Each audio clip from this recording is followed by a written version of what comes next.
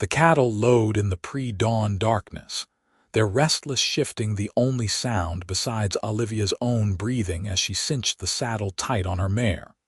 Knowing that by nightfall she would be utterly alone with 200 head of longhorns and nothing but open country between her and the railhead in Dodge City, Kansas. It was 1878, and Williamsburg, Virginia had never seemed so far behind her as it did now, standing in the dusty corral of her father's ranch outside San Antonio, Texas. Her father had died 3 weeks ago, a sudden fever that took him in the night, and her mother had followed him just days later, her heart simply giving out from grief. The ranch hands had scattered like tumbleweeds the moment the funeral ended, knowing there was no money to pay them, leaving Olivia Summers alone with a herd that needed to get to market, or she would lose everything. She was 22 years old, tall and lean from years of working alongside her father, her dark hair braided down her back and her hands calloused from rope and reins. The banker had given her until August to pay the mortgage, and it was already late May. The cattle drive would take 6 weeks if everything went perfectly, which it never did, but she had no choice. Selling the herd locally would bring half what she needed, and the railroad buyers in Dodge would pay top dollar for healthy Texas longhorns. The sun was just breaking over the horizon when she opened the gate and started the herd moving north. Her mare, a steady paint named Rosie, knew the work as well as she did, and the two of them pushed the cattle into a loose formation, letting them settle into a walking pace. The longhorns were trail-wise, veterans of previous drives, which was the only mercy in this whole situation. They knew to follow the lead steer, a massive brindle ox with horns spanning 6 feet, and they fell into line without too much fuss. The first day passed in a blur of dust and constant movement. Olivia rode from one side of the herd to the other, keeping them together, pushing stragglers back into line, her eyes scanning constantly for trouble. She had a rifle in her saddle scabbard and a revolver on her hip, both loaded and ready. Her father had taught her to shoot when she was 12, and she could hit a target at 100 yards, but she prayed she would not need to. When darkness fell, she pushed the herd into a natural hollow where they could bed down, and she made a small fire to boil coffee and heat some beans. She was too tired to eat much, but she forced herself, knowing she needed the strength. Then she rolled out her bedroll near the fire, the rifle beside her, and tried to sleep. The cattle were quiet, chewing their cud and resting, and the stars overhead were brilliant and cold. She woke twice during the night to check on them, circling the herd on foot, making sure none had wandered off. By the time dawn came, she felt like she had not slept at all, but she boiled more coffee and saddled Rosie and got the herd moving again. The days began to blur together. Up before dawn, coffee and a cold biscuit, then push the herd north. Ride all day in the sun and dust, watching for holes that could break a steer's leg, for snakes that could spook the herd, for any sign of trouble. Stop at dusk, bed them down, eat something, sleep a few hours, then do it all again. Her body ached constantly, her face burned from the sun despite her wide-brimmed hat, and her hands were raw from the reins. But she kept going. There was nothing else to do. Turning back meant losing the ranch, losing everything her parents had built, and she would not let that happen. She talked to Rosie to keep herself company, and sometimes she sang the old trail songs her father had taught her, just to hear a human voice even if it was her own. By the end of the first week, she had crossed into Oklahoma territory, and the land was beginning to change, becoming more open and rolling. She had seen no one since leaving San Antonio, which was both a relief and unsettling. The loneliness was becoming physical, a weight on her chest that made it hard to breathe sometimes. The second week brought rain, a steady drizzle that turned the ground to mud and made the cattle irritable. She rode in her oilskin slicker, water running off the brim of her hat, her fingers numb and clumsy. The herd moved slowly, and she had to push them harder to make any distance. At night, she could not get a fire started, and she ate jerky and hardtack and shivered in her damp bedroll. On the 10th day, one of the steers went lame and she had to leave it behind. It broke her heart to do it, but she could not slow the whole herd for one animal. She told herself it would recover and find its way to water, but she knew it was probably a death sentence. The wilderness did not forgive weakness. The rain finally stopped on the 12th day, and the sun came out hot and fierce, steaming the moisture from the ground. Her clothes dried stiff with salt and dirt, and her skin felt like leather. She rationed her water carefully, knowing the next creek was still a day away according to the map her father had marked out for her. That night, as she sat by her fire, she heard coyotes howling in the distance, and the cattle stirred uneasily. She stayed awake all night, rifle in hand, watching the darkness beyond the firelight. The coyotes never came close enough to see, but their howling continued until dawn, and she felt the exhaustion settling into her bones. By the end of the 3rd week, she was crossing into Kansas, and the land was flatter, the grass thicker.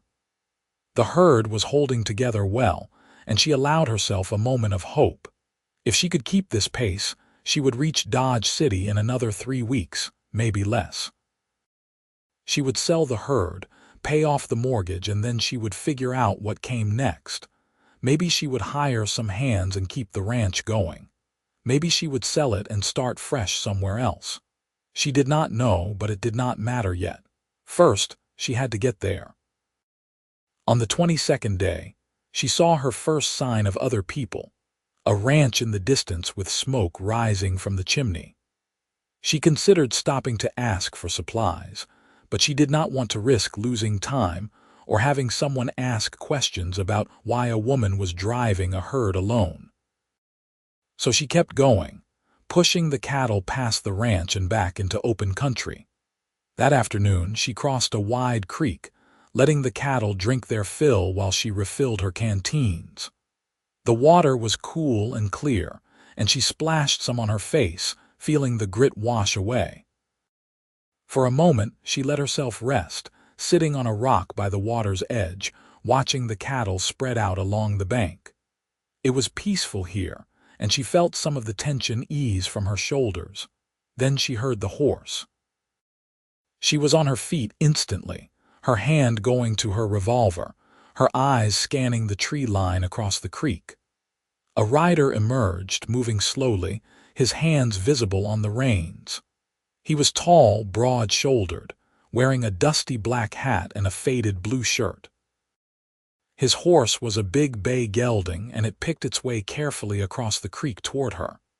"Easy there," the man called out, his voice deep and calm. "I am not looking for trouble." Olivia kept her hand on her gun, but she did not draw it. "Then you best state your business and move on." He stopped his horse a few yards away, and she got a better look at him. He was maybe 26 or 27, with a strong jaw and dark eyes that seemed to take in everything at once. His face was tanned and weathered, and there was a kindness in his expression that she did not trust yet. "Name is Mason Jennings," he said. "I have been trailing behind you for the last 2 days, trying to figure out if you needed help or if you would shoot me for asking." "I do not need help," Olivia said flatly, "and I might still shoot you if you do not move along." Mason shook his head slowly. "Madam, I have been driving cattle for 10 years, and I have never seen a woman manage a herd this size alone. You have done an impressive job, but you are about to hit some rough country, and there are outfits between here and Dodge that will not think twice about taking your herd if they see a woman alone. I can handle myself." "I do not doubt that," he said, and his tone was sincere. "But 2 guns are better than 1, and I can help you get these cattle to market. I do not want your money. I am heading to Dodge anyway, looking for work. Consider me extra insurance." Olivia studied him, her mind racing. Every instinct told her not to trust a stranger, but he was right about the danger ahead. She had heard the stories about rustlers and outlaws operating in this part of Kansas, and she had been lucky so far. But luck ran out. "Why would you help me for nothing?" she asked suspiciously. Mason shifted in his saddle. "My sister was widowed last year, left with a farm and 2 kids and no way to manage. I was too far away to help her, and she lost everything. I do not like seeing someone struggle alone when I can do something about it." It was a good answer, maybe too good, but Olivia found herself wanting to believe him. She was so tired, and the thought of having someone to share the watch, to help manage the herd, was almost overwhelming. "If you try anything," she said slowly, "I will shoot you dead and leave you for the vultures." Mason nodded solemnly. "Understood, madam. What is your name?" "Olivia Summers." "Well, Miss Summers, let me earn your trust. I will ride drag today, keep the stragglers moving. You will not even know I am there unless you need me." Olivia hesitated a moment longer, then nodded curtly. "Fine, but you stay where I can see you." "Yes, madam."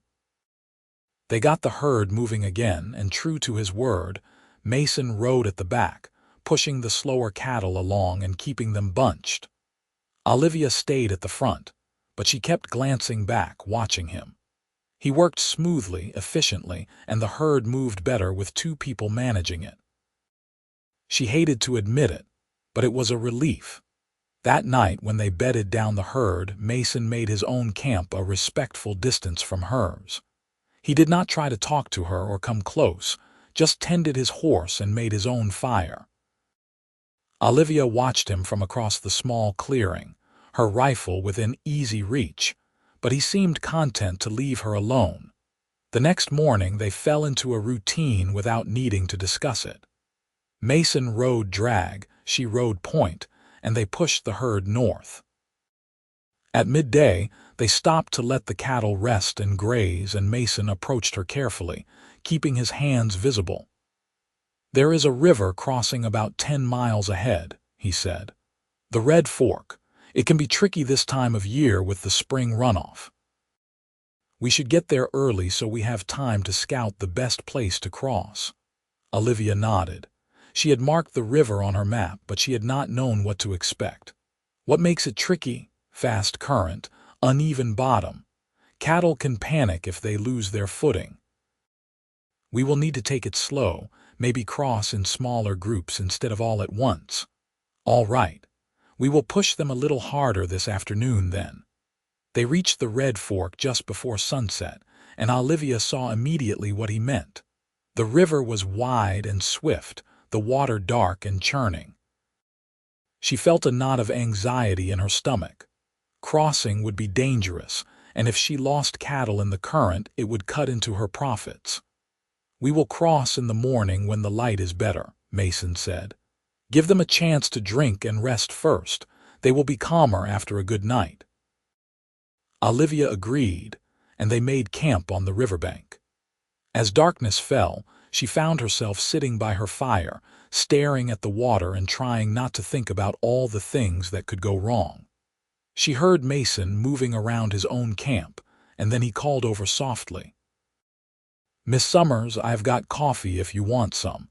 Made too much for just me." She hesitated, then stood and walked over to his fire. He handed her a tin cup, and she sat down on a rock across from him, keeping a safe distance. The coffee was strong and hot, and it chased away some of the chill from the night air. "Thank you," she said quietly. "You are welcome." He sipped his own coffee, his gaze on the river.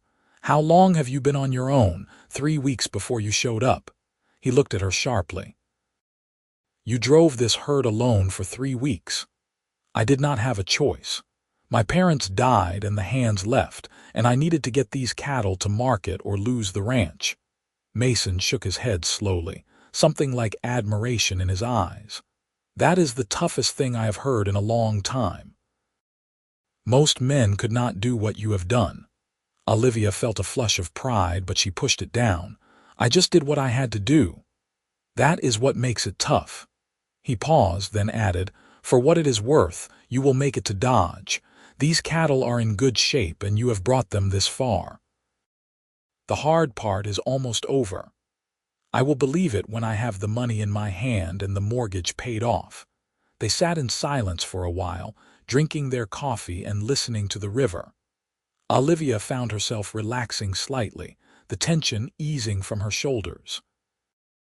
Mason did not push for conversation, did not ask prying questions, and she appreciated that. When she finished her coffee, she stood and handed him back the cup.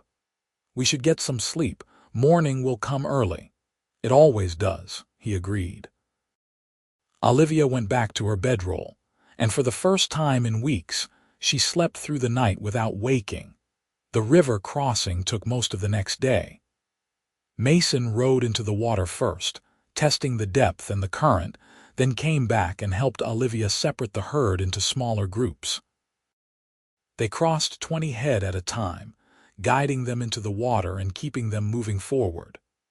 The current was strong, and more than once a steer stumbled and was swept downstream a few yards before finding its footing again, but they all made it across. By late afternoon, the entire herd was on the north bank, dripping and tired but safe. Olivia felt a surge of relief so strong it made her dizzy. They had done it. Mason caught her eye and grinned, and she found herself grinning back. That is one more obstacle behind us, he said. How many more ahead? A few, but nothing we cannot handle. The days began to pass more easily after that.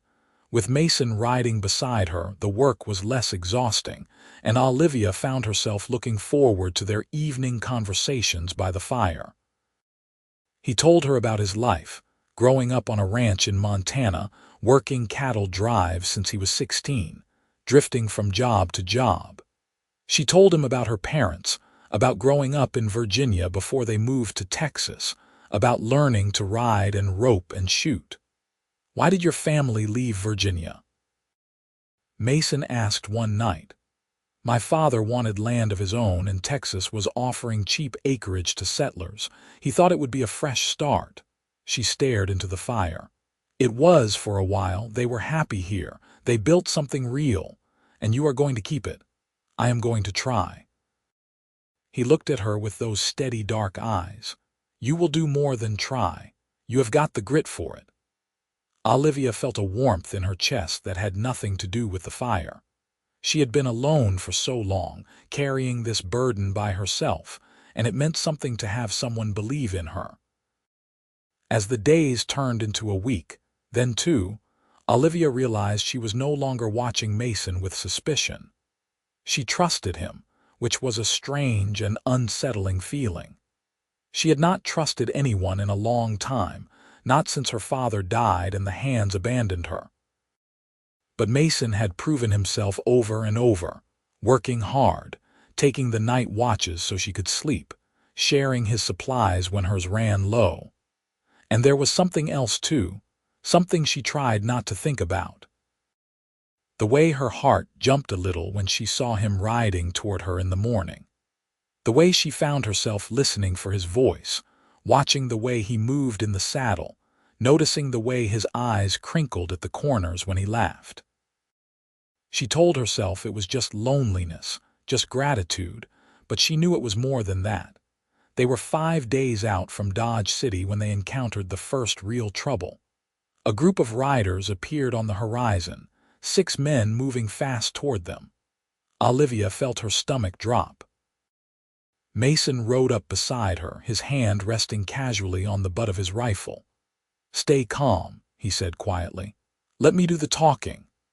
The riders surrounded them, spreading out to cut off any escape. They were rough-looking men, unshaven and dirty, and their horses were lathered from hard riding. The leader, a man with a scar running down his cheek, looked at Olivia with open contempt. Well now, what do we have here? A woman driving cattle, that is a first. We are just passing through, Mason said evenly. No trouble intended. Maybe not, but you are on open range and these cattle look mighty fine. Maybe we will just take them off your hands, save you the trouble of getting to market. These cattle are not for sale." Olivia's voice was cold and steady, her hand on her revolver. The scarred man laughed. "You got some fire, girl, but there are 6 of us and 2 of you. You do the math." Mason shifted in his saddle, and suddenly his rifle was in his hands, not pointing at anyone but ready. "I am going to give you some advice, friend. You are going to turn around and ride away, because if you try to take this herd, I am going to put a bullet in you before you clear leather. And the lady here, she is a better shot than I am, so you best worry about her too."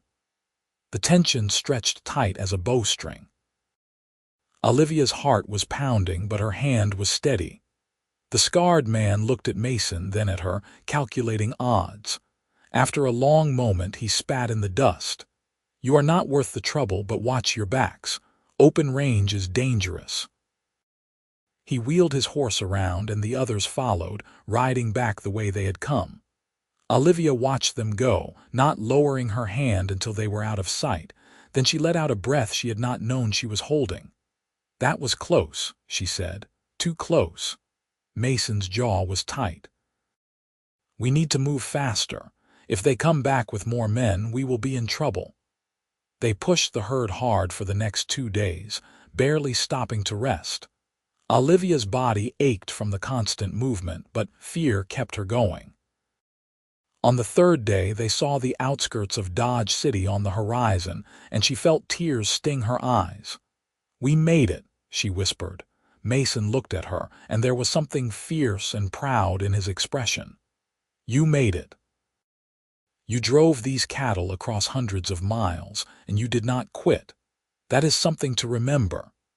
They brought the herd into the stockyards on the edge of town, and Olivia met with the railroad buyer, a shrewd-eyed man named Garrett who looked over the cattle with a critical gaze.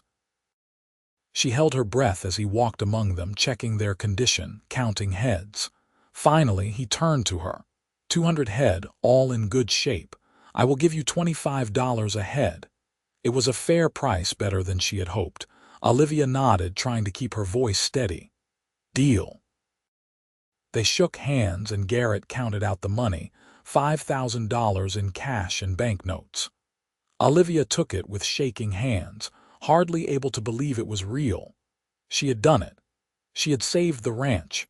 Mason was waiting for her outside the buyer's office, leaning against the fence. When he saw her face, he straightened. "Good news, the best. He gave me 25 a head. It is enough to pay the mortgage and have some left over to hire hands for the fall." "I am glad, Olivia. You earned every penny." She looked at him, this man who had ridden beside her for weeks, who had helped her when he had no reason to, who had become something more than a stranger.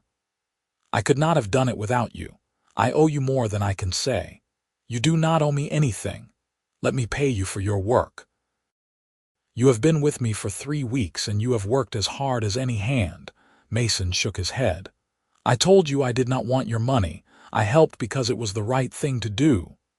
"Then stay," Olivia said, the words coming out before she could stop them. "Come back to the ranch with me. I need to hire hands, and you are the best I have ever worked with. I will pay you fair wages, and you will have a place to stay." He looked at her for a long moment, and she saw something shift in his expression. "Is that the only reason you want me to stay?" Her heart was pounding again, but not from fear this time. "No," she said quietly, "it is not." "Then I will stay, but not as a hired hand, as your partner." "Mason, I cannot ask you to. You are not asking. I am offering. You need help running that ranch, and I need a place to settle down. We work well together, Olivia. I think we could build something real if you are willing." She thought about the long days on the trail, the way he had supported her without trying to take over, the way he had made her laugh even when she was exhausted and scared. She thought about the warmth in his eyes and the steadiness of his presence, and she knew this was not just gratitude or loneliness. This was something real. "I am willing," she said. Mason smiled, and it transformed his whole face. Then let us go home. They spent a few days in Dodge City, resting and resupplying before the long trip back to Texas. Olivia sent a wire to the bank in San Antonio, arranging to pay off the mortgage as soon as she returned. They bought provisions and a pack horse to carry everything, and then they started the journey south. The trip back was different from the drive north. They traveled at an easy pace, following the main roads instead of cutting cross-country, and they stopped in towns along the way to sleep in real beds and eat hot meals. It felt almost like a holiday after the grueling weeks of the cattle drive. One evening, they camped beside a clear stream, and after they had eaten, Mason pulled out a harmonica and started to play. The music was soft and sweet, a tune Olivia did not recognize, and she sat listening with her eyes closed, feeling the peace of the moment settle over her. "My father taught me that song," Mason said when he finished. "It was his favorite. It is beautiful. Will you play it at our wedding?" Mason's hands stilled on the harmonica. "Our wedding."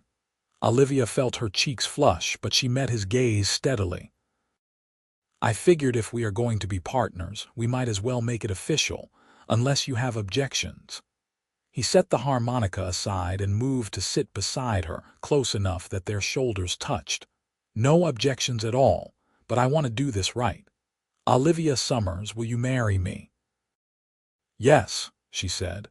And then he was kissing her, his hands gentle on her face, and she kissed him back with all the emotion she had been holding inside for weeks.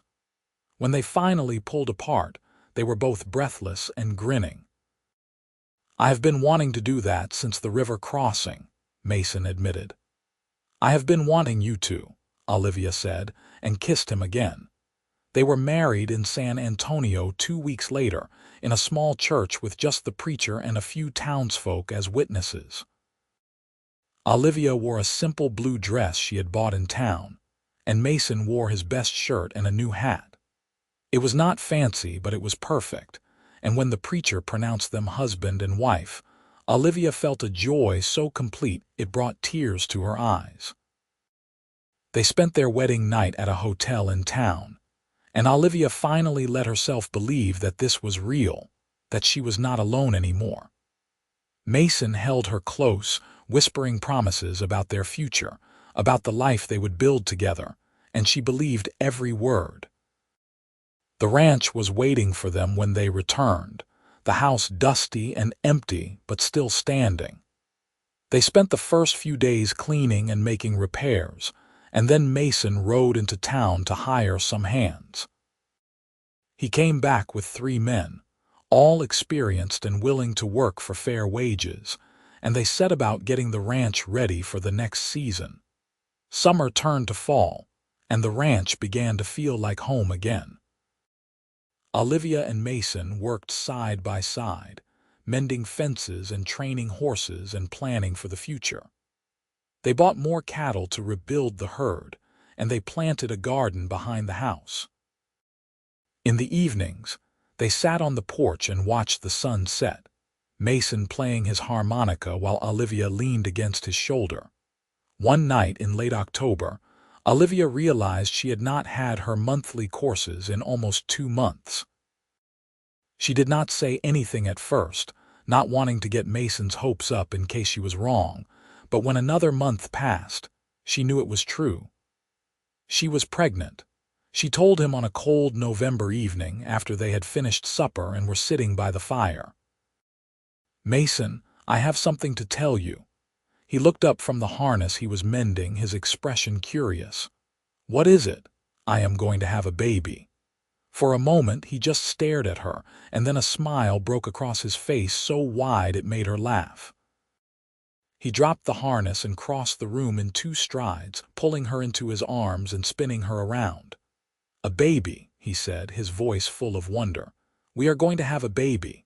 "Yes, we are," she said, laughing and crying at the same time. "When? Early summer, I think. Maybe June." He set her down gently, his hands on her shoulders, his eyes searching hers. "Are you happy?" "I am so happy," she said. "I never thought I would have this. A home, a husband, a family. I thought I would lose everything." "You will never lose me," Mason said fiercely. "I promise you that. We are in this together, no matter what comes." The winter passed slowly. The days cold and the nights colder, but inside the house there was warmth and laughter. Mason was protective of Olivia, insisting she not work too hard, but she refused to be coddled. She still rode out to check on the cattle, still helped with the chores, though she let him do the heavier work. In March, they hired a woman from town to help around the house and to be there when the baby came. Her name was Clara, and she was a widow with grown children, practical and kind. She took over the cooking and cleaning, and Olivia was grateful for the help as her belly grew larger and moving became more difficult. The baby came on a warm June evening, just as the sun was setting. Olivia labored for hours, Mason holding her hand and murmuring encouragement while Clara worked efficiently, bringing water and towels and telling Olivia when to push. Finally, with a last great effort, the baby slid into the world, wailing and red-faced and perfect. "It is a boy," Clara said, wrapping the baby in a clean blanket and placing him in Olivia's arms. Olivia looked down at her son, at his tiny fingers and his dark eyes, and felt her heart expand until she thought it might burst. Mason was beside her, his arm around her shoulders, and he was crying openly, not bothering to wipe away the tears. "He is beautiful," Mason whispered. "What should we name him?" Olivia thought for a moment. "Samuel, after my father." "Samuel Jennings," Mason said, testing the name. "I like it." They stayed like that for a long time, the three of them together, while the sun set and the stars came out and the world outside the window grew quiet. The months that followed were a blur of sleepless nights and endless feedings, but Olivia had never been happier. Samuel was a healthy, happy baby, and watching Mason with him made her fall in love with her husband all over again. He was patient and gentle, singing to the baby and walking the floor with him when he cried, and Olivia knew their son was lucky to have such a father. As Samuel grew, the ranch thrived. The cattle they had bought were multiplying, and the hands Mason had hired proved to be reliable and hardworking. They sold beef in San Antonio and to the army at the nearby fort, and the money began to add up. For the first time in years, Olivia felt secure, felt like the future was something to look forward to instead of fear. When Samuel was 2 years old, Olivia found herself pregnant again, and in the spring of 1882 she gave birth to a daughter they named Rose.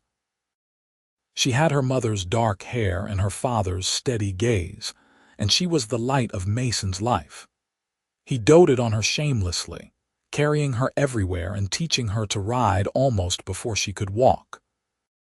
The years passed in a steady rhythm of work and family, seasons turning and children growing. Samuel became a serious, thoughtful boy who loved the cattle and wanted to learn everything about ranching. Rose was wild and fearless, always climbing trees and racing her pony across the fields, and Olivia saw herself in her daughter's spirit. In 1885, they built a bigger house, with a proper parlor and bedrooms for each of the children. It was a grand affair by their standards, with glass windows and a real wood floor, and Olivia felt a deep pride every time she walked through the door. This was what her parents had dreamed of, what they had worked for, and she had made it real. Mason's hair began to show gray at the temples, and Olivia found a few silver strands in her own dark braid, but they were happy. They sat on the porch in the evenings, watching their children play in the yard, and they held hands and talked about everything and nothing. One evening, as the sun was setting and painting the sky in shades of gold and pink, Mason turned to Olivia and said, "Do you ever think about that cattle drive? About how we met, all the time?" Olivia said. I think about how alone I was, how scared, and how you rode up out of nowhere and changed everything. I think about it too. I almost did not approach you that day at the creek. I thought you would shoot me for sure. I almost did, Olivia admitted, and they both laughed. I am glad you did not. I cannot imagine my life without you. I cannot imagine mine without you either. You saved me, Mason, not just from losing the ranch, but from losing myself. I was so scared and so alone, and you gave me hope. You saved yourself, Mason said gently. You drove that herd alone for 3 weeks. You had the strength in you all along. I just rode beside you for the rest of the way. Olivia leaned her head on his shoulder, watching the sun sink below the horizon. We rode together. That is what matters. Together, Mason agreed and kissed the top of her head. Samuel graduated from the local school when he was 16, and he came to Mason and Olivia with a serious expression. I want to go to college, he said. There is an agricultural program in Austin that teaches new ranching techniques. I think it could help us expand the business. Olivia and Mason exchanged glances. They had never been to college themselves, had barely finished school before starting to work, but they had always wanted better for their children. If that is what you want, we will make it happen, Mason said.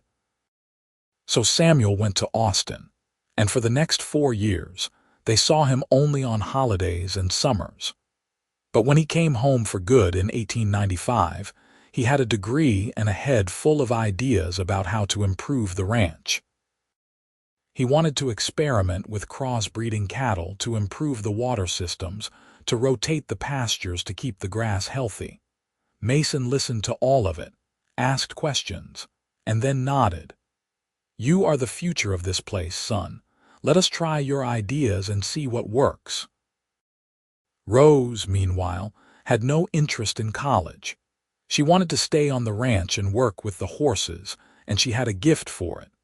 She could gentle the wildest Mustang and train them to saddle in half the time it took anyone else.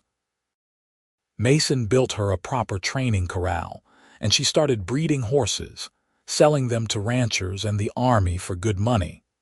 By the turn of the century, the ranch was one of the most prosperous in the region, and Olivia and Mason were grandparents.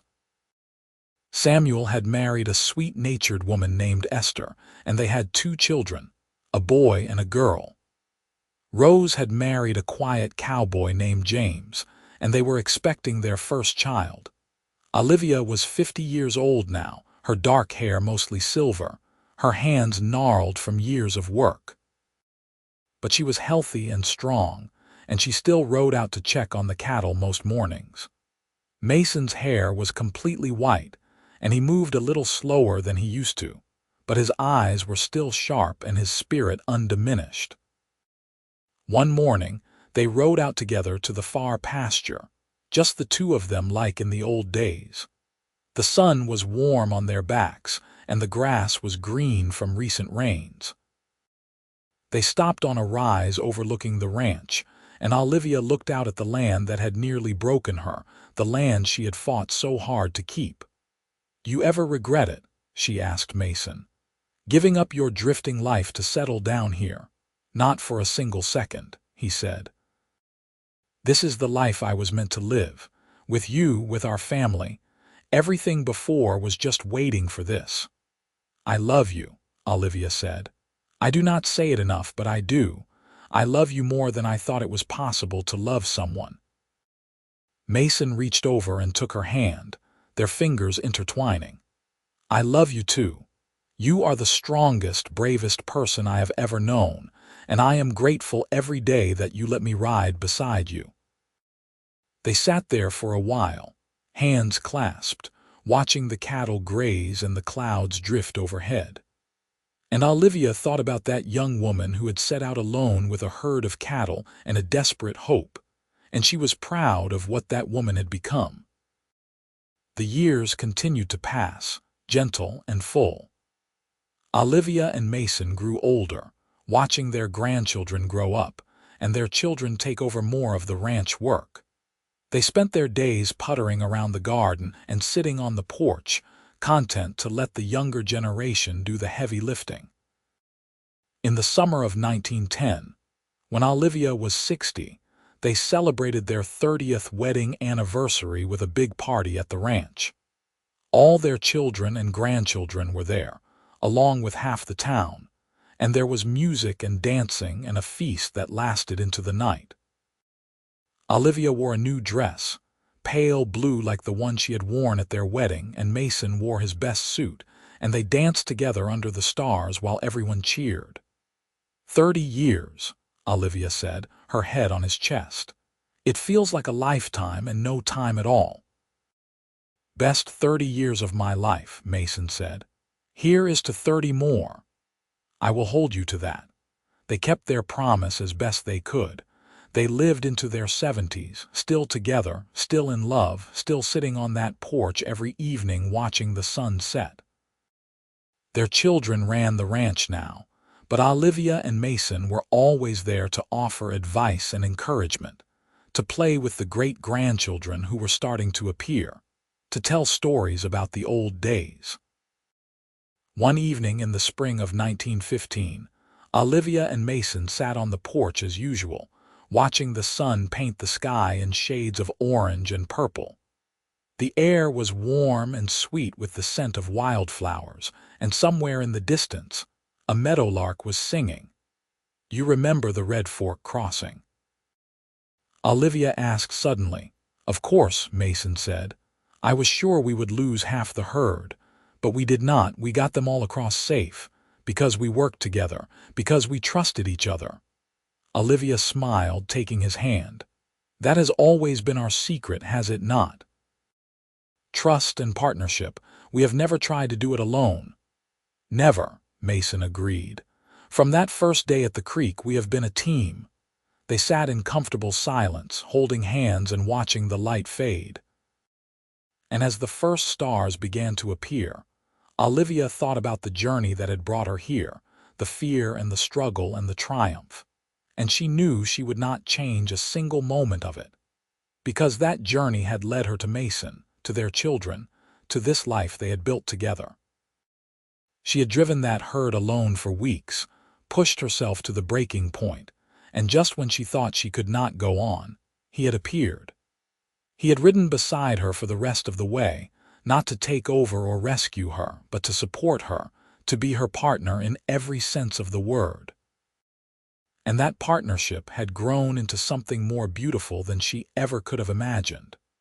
A love that had lasted decades, a family that stretched across generations, a legacy that would endure long after they were gone. The ranch was quiet now, the cattle bedded down for the night, the horses dozing in the corral. Inside the big house, their children were putting the grandchildren to bed, and the sound of laughter and voices drifted out through the open windows. It was a sound of life and joy, of a family thriving, and Olivia's heart was full. I am grateful, she said quietly, for all of it, the struggle and the triumph, the fear and the love. I am grateful for every moment. Mason squeezed her hand. So am I. They stayed on the porch until the stars were bright overhead, and the moon had risen, casting silver light across the land.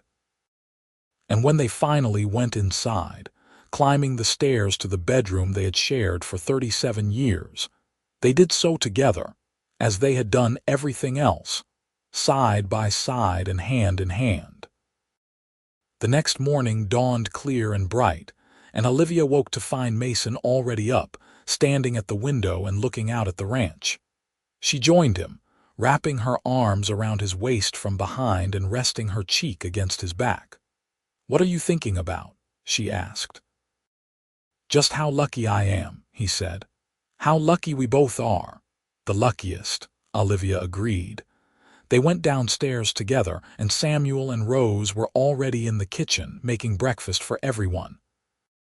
The grandchildren came running in, shouting and laughing, and the house was filled with noise and energy and life. After breakfast, Samuel approached them with a serious expression.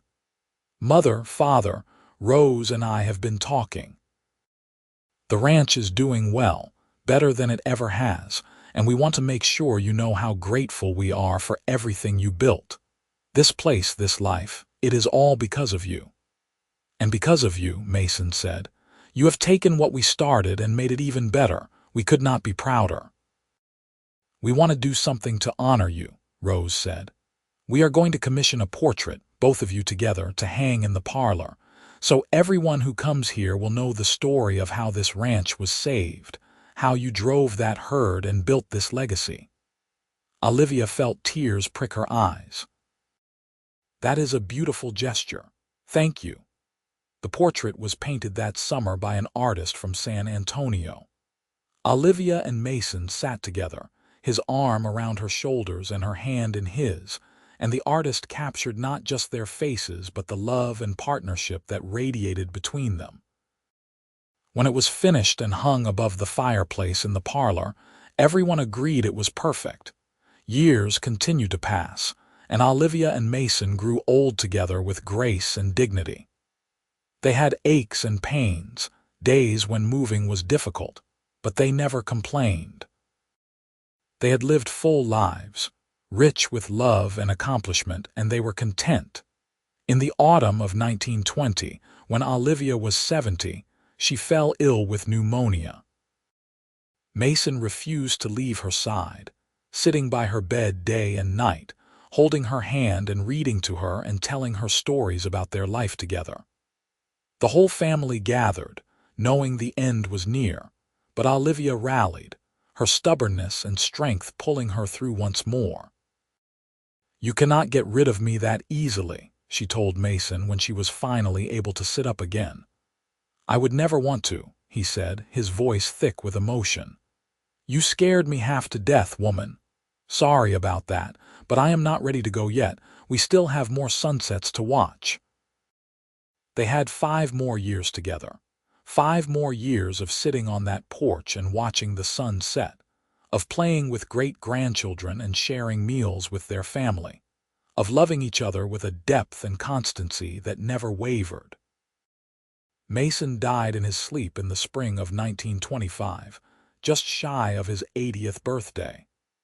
Olivia woke to find him beside her, peaceful and still, and she knew without checking that he was gone. She held his hand for a long time, crying softly, grieving the loss of the man who had been her partner, her love, her everything for nearly 50 years. They buried him on a hill overlooking the ranch, and the whole town came to pay their respects.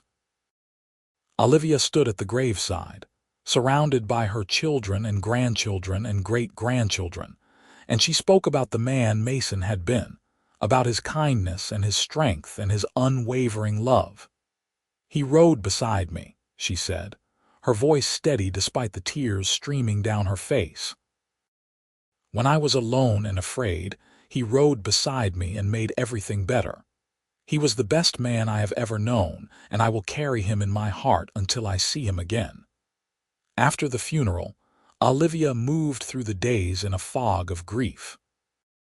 The ranch felt empty without Mason, and she struggled to find purpose. But slowly, with the help of her family, she began to heal. She started writing down her memories, the story of that cattle drive and everything that came after, wanting to preserve it for future generations. She wrote about the fear and the loneliness of those first 3 weeks alone, about the relief and hope she had felt when Mason appeared, about the love that had grown between them slowly and steadily, until it was the foundation of everything. She wrote about their children and their grandchildren, about the ranch and the life they had built, about the joy and the sorrow and the everyday moments that made up a life well lived. When she finished, she had filled 3 leather-bound journals, and she gave them to Samuel to keep safe. "This is your history," she told him. "Yours and Rose's and all the children and grandchildren. Remember where you came from. Remember what it took to build this." "We will never forget," Samuel promised. Olivia lived for 3 more years after Mason died, spending her days with her family and her evenings on the porch, remembering. She was not afraid of death, knew it would be a reunion with the man she loved, but she was in no hurry either. There was still life to be lived, still great-grandchildren to meet, still sunsets to watch. She died peacefully in her sleep in the summer of 1928, at the age of 78. They buried her next to Mason on the hill, and the whole town came again to say goodbye to the woman who had become a legend, the woman who had driven a herd alone and saved a ranch and built a dynasty. Samuel stood at her graveside, his own hair gray now, and he spoke about his mother's courage and strength and love. "She taught us that anything is possible if you are willing to work for it," he said. "She taught us about perseverance and partnership and the power of love. She was extraordinary, and we are all better for having known her." Rose spoke too, her voice breaking with emotion. "She was my hero," she said simply, "and I will spend the rest of my life trying to be half the woman she was." The ranch continued to thrive under Samuel and Rose's stewardship, and then their children's, and then their children's children. The portrait of Olivia and Mason still hung in the parlor, and every generation learned the story of that cattle drive, of the woman who had refused to give up and the man who had ridden beside her. The leather-bound journals Olivia had written were preserved carefully, passed down through the family, and eventually donated to the Texas State Historical Society so that everyone could know the story. It became required reading in local schools, a testament to the strength and determination of the people who had built the West. And on that hill overlooking the ranch, 2 headstones stood side by side, bearing simple inscriptions. Olivia's read, "She drove the herd and built the dream." Mason's read, "He rode beside her all the way, together, even in death as they had been in life. Partners, lovers, friends. 2 souls who had found each other in the vast wilderness and created something that would last forever." The ranch still stands today, run by the 6th generation of Olivia and Mason's descendants, and visitors come from all over to see the place where it all began. They walk through the big house with its portrait and its history. They stand on the porch where Olivia and Mason watched so many sunsets, and they climb the hill to visit the graves and pay their respects. And sometimes, in the evening when the sun is setting and the sky is painted gold and pink, people swear they can see 2 figures sitting on that porch, holding hands and watching the light fade, together as they always were and always would be. It is just a trick of the light, of course, shadows and memory playing games. But it is a nice thought that love like theirs could transcend even death, that the bond they forged on that cattle drive so long ago could endure through the ages. Because that is what their story is really about. Not just survival or success, but love. The kind of love that supports without smothering, that strengthens without controlling, that endures through hardship and triumph and everything in between.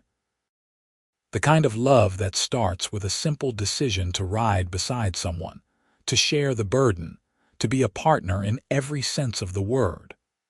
Olivia drove that herd alone for weeks, proving to herself and the world that she had the strength to survive. But it was Mason riding beside her for the rest of the way that turned survival into something more, that turned a desperate journey into the beginning of a beautiful life.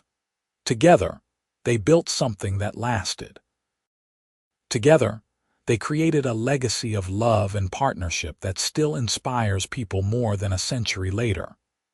And together, they proved that the greatest adventures are not the ones we take alone, but the ones we share with someone who believes in us, supports us, and loves us without reservation. That is the story of Olivia Summers and Mason Jennings. That is the story of the ranch in Texas and the cattle drive that saved it. That is the story of 2 people who found each other in the wilderness and built a life that was richer and fuller than either could have imagined. And it all started with a woman alone, driving a herd north, and a man who decided to ride beside her for the rest of the way.